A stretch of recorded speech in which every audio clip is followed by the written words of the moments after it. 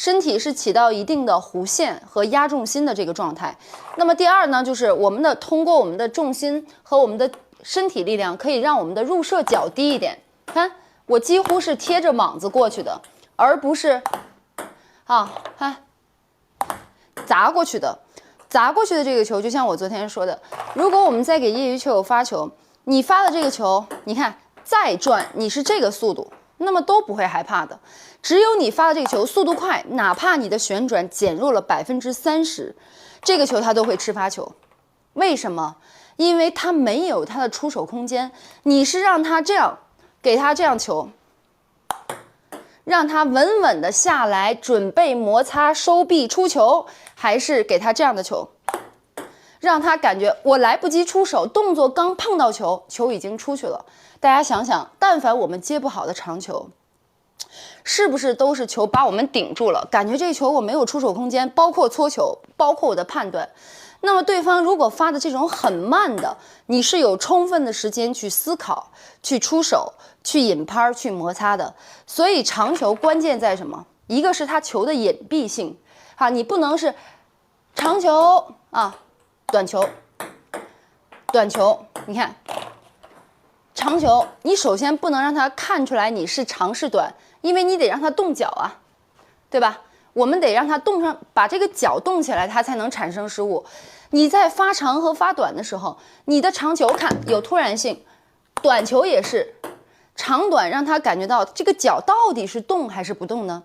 我是左右，我到底移不移动，前后移不移动呢？但凡是掉位的球，看它的动作是一定会变形的，这种才会产生接发球失误，不是说你本身这个球的旋转有多强。那如果说短球的话，你是必须要有旋转的，因为这个短球你看它速度慢，所以它回来的时候这个弧线和速度慢，那么对手有充足的时间上来去判断旋转以及它的接发球手段，所以你短球得有旋转，长球得有突然性。那么很多球友就是长球发不及，短球发不转，这就是我们非常就是我们在发球这个技术瓶颈里面这个是有技术瓶颈在里面的。长球发不长，发不快，然后短球发不转，是不是大家都有这个小的问题？刚才我们说了一个身体，好，那么下面我们来说这个左手。很多人在发球的时候这个左手他总是像胡歌我们就还是拿他做比喻，发的过程中这样发球着急，有的时候一抛这儿来，手在这儿呢；抛这儿来，手在这儿抛前面，手在前面。你看这种发球它会导致什么呢？本身你练发球的时候，你的动作和摩擦轨迹是一致的，我都在离我身体近的地方。那么当我比赛的时候，我抛到这儿的时候，就像什么？就像我们正手突然对方给你一个大角度，你这么打，这么打，或者这么打一样。我们来看看这样的动作能不能发出旋转来，发不出来。那么变形的动作会导致我们失误或发不出来一定旋转的球，所以这个左手抛球是很关键的。我们在抛的时候来我给大家讲讲，大家记得我讲过侧旋球，侧旋球为什么我能发拐呢？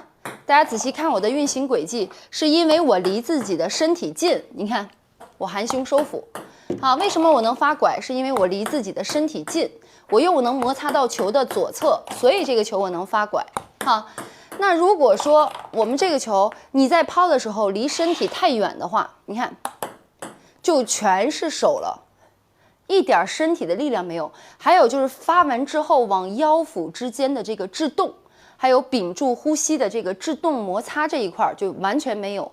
所以我们抛球的时候，这个左手它一定不能伸得太直离身体太远，它应该是离身体稍微近一点。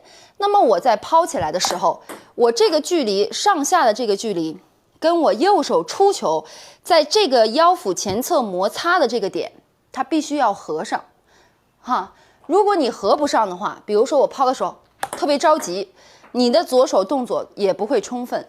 比如说我在抛的时候我抛歪了你看你出球的这个动作它只是在腰腹前侧的动作，如果这个球歪了，那么你的动作就会产生变形。产生变形会直接导致我们发球失误，或者是发不出旋转。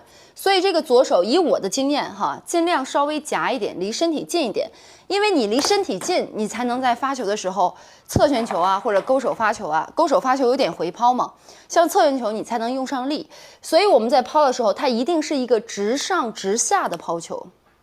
啊，你看高抛也好，看还是低抛也好，它一定是一个直上直下的球，并且呢，离你的身体稍微近一点，不要太远，离自己的身体稍微近一点，让你的右手出球的时候，当这个球落到这个点，我在这儿摩擦是正正好好的一个摩擦动作。如果你要是想再离身体近点，你可以往这儿抛。总之呢，如果我们在发球的时候想发出旋转，我们是不可以怎么样？不可以在发的时候离身体太远离身体太远的话，手上的用力，你看，就像我们打球是这样的，它是不可控的控制的这个精准度就会减弱很多。所以我们把左手收回来，直上直下的抛的时候呢，也不能是太突然，比如特别着急这样抛。在抛的时候，它是一个准备好非常稳定的一种抛球方式。这个球落下来，我千百次在这个点去摩擦的时候，我的动作才能通过千百次练习的时候找到它的摩擦方式。所以左手跟右手这两个点，它一定是配合起来的。好，那么我们再来看第三个非常重要的出球环节和引拍环节。这个在引拍的时候，我们一点一点顺第一个是站位，对吧？第二个是抛球了，然后抛球的同时呢，开始进行引拍，就是我手上的引拍。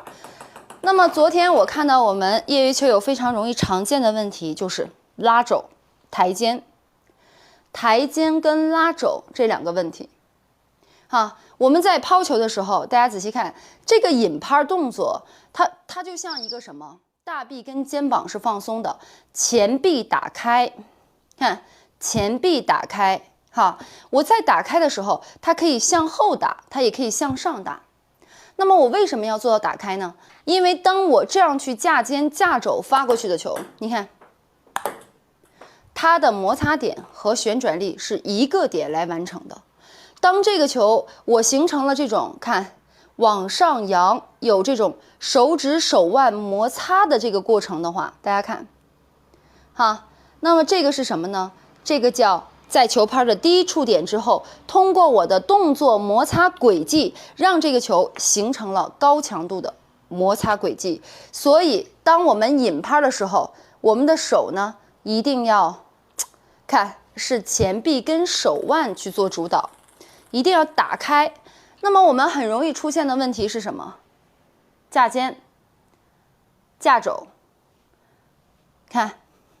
引拍的时候是这个角度引，发球的时候是这个角度去发，或者是这样引。这样的发球方式就会导致我们发过去的球不转，而没有形成摩擦轨迹。所以我在发的时候，我首先呢要保证我们自己的肩膀首先我们要保证我们自己的肩膀一定要放松下来一定是沉肩。那么它的引拍高，引拍向后呢，这个时候是前臂来引拍的。你看，引拍高，引拍后，引拍高，引拍后，并且呢，手腕它一定要打开。我们就想象一下，这个动作手腕锁死，就像我们打球的时候是翘腕的。那我们想进行摩擦的时候，它怎么有摩擦轨迹、摩擦空间呢？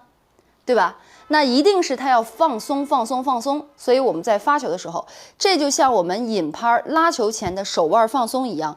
如果我这个手腕是这个角度，那么它的摩擦角度是怎么样？切，而不是真正的手指手腕的摩擦。而不是真正的手指手腕摩擦。所以以侧旋球作为昨天那个胡歌这个非常明显的一个动作，就是他在引拍的时候，大家引拍的时候一定要不抬肩不抬肘，肘它始终是低于我的臂的，我的这个肘的这个位置它始终低于我的前臂。你看我现在发一个侧上侧上往后甩的侧下，它始终在引拍的时候是要低于我的前臂。那么我们在引的时候，如果这个肘高于你的前臂的时候，你看这个角度入射角去出球、去搓啊，或者是去发的时候，这个时候你就出现了动作的错误性，你就得把它改掉了。我们要压下来这样的引拍方式哈。你看你这个动作和这个动作，这个摆速照这个摆速要差很多。那么在接触球，因为乒乓球跟球拍这一瞬间速度太快了，你肯定得让你的动作的摆速快，能够加大我们的摩擦力，对吧？而形成非常重要的接触球这一瞬间的加强摩擦，所以大家要注意哈，大家看啊，所以大家要注意，在发的过程中，我们的手一定要什么？抬起来，并且呢，手外留出转动的空间。哈，昨天胡歌就是这样发的，他一引拍打不开，所有的力量都在这一节上。这一节打开向下，你看，所有的力量都在这儿呢，往前推。这一节打开转腰往下收，打开转腰往下收。其实它的核心力量应该是引拍，就像我们助跑要加速，这个时候当这个拍挥下来这一瞬间，才是我们的加力点。你看，引拍加速哈，我一引拍就相当于我们要冲刺的助跑，或者是蛙跳啊，或者是我们立定跳远的一个准备动作，就像我们的引拍一样。那么我们在出球加速这一下，它就是我们正看跳出去这一下，或者是我们加速跑的这一下。那么这个关键点呢，大家一定要把它区分。